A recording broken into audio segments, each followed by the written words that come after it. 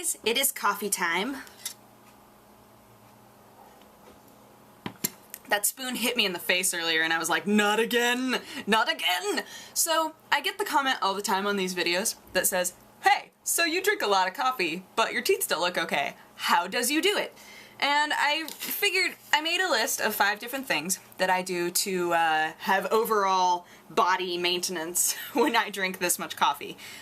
So I figured I could just share all these things with you, and a couple of them will be super but yeah, I figured I'd just be like, here you go.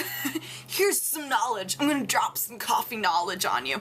So the first one is obviously brush your teeth. Brush your teeth, brush your teeth, brush your teeth. If you drink coffee with soy, brush your teeth for sure, because coffee's bad for your teeth, but soy is really bad for your teeth. Yeah, like the second, right after you're done drinking coffee, you can feel it on your teeth, and it's not a great feeling. So I would say just take the time to brush your teeth, and if you know that you're not going to be somewhere where you can brush your teeth for a really long time and you're concerned about it, what I do, and this is super like awkward, it's something that you can totally like go in the bathroom and do in case you don't want people looking at you like you're super weird, but I just take a napkin and scrub my teeth with it. Your teeth will feel super nice after you scrub them with a napkin. I know, it's weird. It's totally weird, but it's one of those things where like if you're at a coffee place, you're gonna be there for a while and your teeth feel super gross, there are napkins somewhere. Good times. So yeah, I just grab a napkin and go sometimes in the bathroom if I feel like alone, like no one's gonna have my back and tell me that I'm not weird. So yeah, brush your teeth, guys. Brush your teeth. If you get the chance, do something to scrub your teeth off. You know, at least a couple of times a day. It helps. It helps a lot. The other thing that I always do, this is another thing that I always do, is buy half-calf coffee. If you drink a lot of coffee throughout the day, half-calf will help a lot. And if you're somebody who's trying to, if you have kind of a caffeine addiction, like if when you don't have caffeine for a while you start to get headaches, it's good to buy half-calf because it's a way of weaning yourself off of it and seeing how your body does. I really like to get half-calf because I drink a lot of coffee during the day, and that way I'm not having as much caffeine constantly. And it still will give you a little bit of a kick, but it won't attack your body as much. So it's good. A half-calf is a good way to go if you drink a lot of coffee throughout the day. If you're only gonna have like 1 cup of coffee in the morning, it's not a big deal. It's not a big deal. But if you have a lot of coffee, then it's good to try to drink half-calf. And at night, of course, it's good to try to drink decaf because that way it won't upset your sleep cycle if caffeine ever bothers your wakefulness. So yeah, that's another thing I do. Number 3 on my list is milk alternatives. If you don't want to be drinking tons of milk, and if all you ever drink is lattes, or if you always put creamer. I don't put any sort of creamer in my coffee. I only ever put sugar in mine, which, you know, is not all that great. But rice milk and soy milk are the milk alternatives that I like the most in coffee. I don't like almond milk or oat milk in my coffee all that much. I like to just drink those plain or drink those with cereal. But rice milk and soy milk are pretty common. Normally you would be able to get soy milk in your coffee at like a normal coffee place. And some super frou-frou places also have rice milk. You just have to ask for it. But again, if you have soy milk in your coffee, definitely want to try to brush your teeth at some point. At some point. Also, soy, if you've ever had soy in a latte and been like, those flavors don't really mix very well together, try soy and caramel at some point if you like caramel. Soy and caramel are good flavors that mix together really well. Soy is really good in a caramel macchiato, for instance.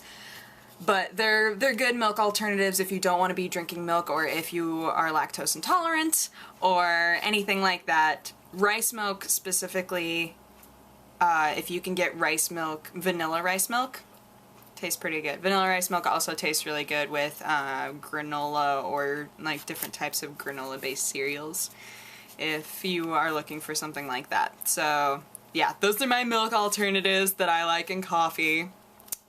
But again, typically you can only get soy milk at a place. Like if you're going to a Starbucks and you're like, I would like rice milk, they'll be like, get out. they won't have it. Sorry, I was just thinking to myself, I wonder if there is a Starbucks somewhere that has rice milk. There probably is. They're not all the same, self. Oh! Smaller cups. Okay, here's the other thing. If you drink a lot of coffee through the day, and you're like, man, I really need to cut back on my coffee. Something that I do sometimes, I have a lot of mugs that are tinier, or typically intended for tea. I have cups that are like this big. And let's be honest, we're generally lazy. So if you get up to get some coffee and you wind up only getting about this much coffee and you sip at it, which typically subconsciously you will just sip at it if you don't have that much to drink, it helps. It really does help, because in your mind you'll be thinking, oh, well, I just had coffee, even though you're only having about half as much as you typically would have. So if you drink a lot of coffee throughout the day and you're like, I need to stop drinking this much coffee, especially at work where it's just like mindless, like I want to get up and not be at this desk anymore, I'm gonna go grab some coffee, or I'm gonna go to the water cooler or whatever. Water, you can have as much of it as you like and it's very good for you.